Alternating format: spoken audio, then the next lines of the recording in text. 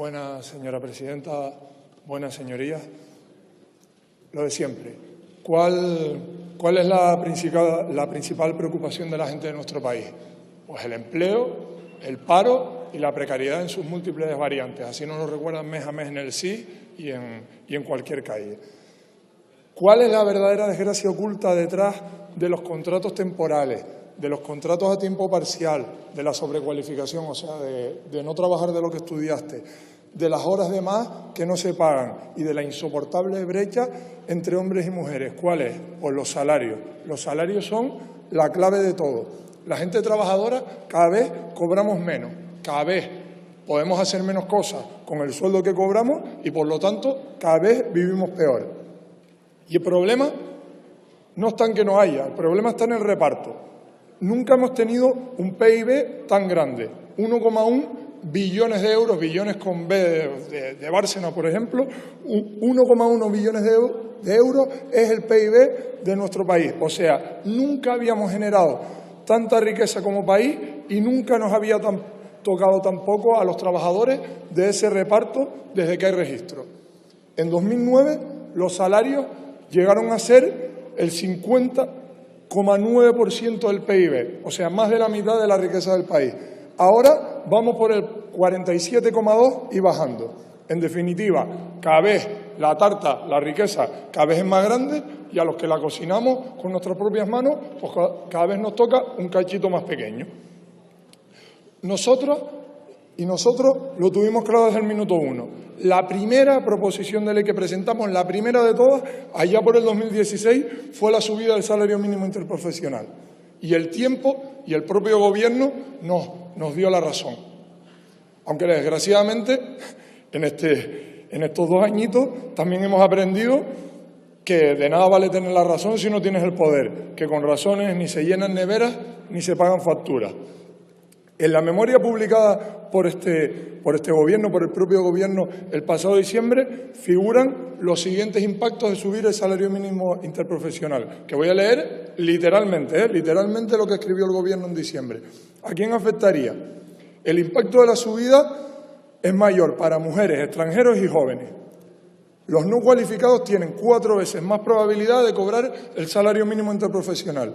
Los empleados temporales se ven 3 veces más afectados y los de tiempo parcial tienen cobertura del salario mínimo interprofesional 8 veces superiores a los de tiempo completo. Repito, estoy leyendo literal. Hay grandes diferencias regionales, destacando, para mal, Canarias. Siempre, por desgracia, somos los primeros en todo. Bueno, por desgracia no, por culpa de Coalición Canaria. Y por actividades, destacando las actividades artísticas, recreativas y de entretenimiento, y otros servicios y actividades administrativas. El mayor número de preceptores se concentra, no obstante, en el comercio y la hostelería, así como entre conductores y operarios de máquinas. Los trabajadores no cubiertos por convenio triplican su exposición al salario mínimo interprofesional. La mayoría de los afectados trabajan en empresas de menos de 50 trabajadores no exportadoras. ¿Y cómo afectaría? Ya dije a quién afectaría, que vemos a qué sectores de la sociedad afectaría, y ahora cómo lo haría. La subida del salario mínimo interprofesional no provoca distorsiones en el mercado y en la competencia de las empresas. Repito, estoy leyendo literal lo que escribió el Gobierno. No genera aumento de costes administrativos de ningún tipo. Cada punto porcentual de subida del salario mínimo interprofesional, cada 1%, genera unos ingresos al sistema de seguridad social de 33,22 millones de euros. En cuanto a prestaciones, la repercusión más directa se produce en el cobro por incapacidad temporal, en las bajas laborales, maternidad, paternidad y riesgo durante el embarazo y la lactancia. Por supuesto, a largo plazo también repercute en las pensiones. Al aumentar el salario mínimo interprofesional, aumentan los topos máximos del cobro de las prestaciones y beneficia a las personas que cobran subsidio por desempleo, mayores de 55 años, renta agraria, RAI, PAE, o sea, las famosas ayudas de 400 euros. Tiene impacto positivo en el género, disminuyendo significativamente la brecha salarial. Tiene impacto positivo en familias, niños y adolescentes, al aumentar la renta disponible en los hogares de los trabajadores. Esto que acabo de leer no lo digo yo, no lo dice Unidas Podemos, lo dice el propio Gobierno.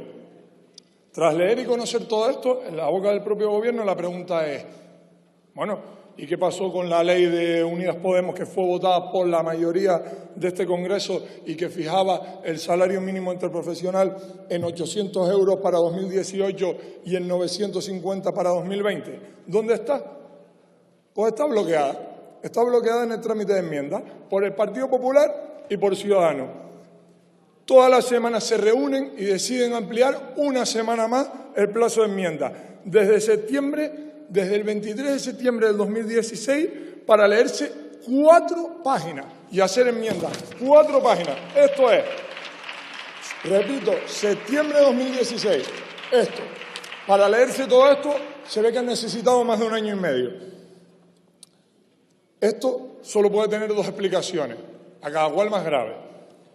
O resulta que entre estos 2 grupos parlamentarios, entre el Partido Popular y Ciudadanos, entre todos los diputados y las diputadas de estos 2 grupos, no han tenido ni tiempo ni ganas de hacer su trabajo, por el cual le estamos pagando todo. O, peor aún, mucho más grave aún, están bloqueando el Parlamento para evitar que lo expresado por millones de personas en las urnas se convierta en ley, impidiendo así que mejoren sus vidas.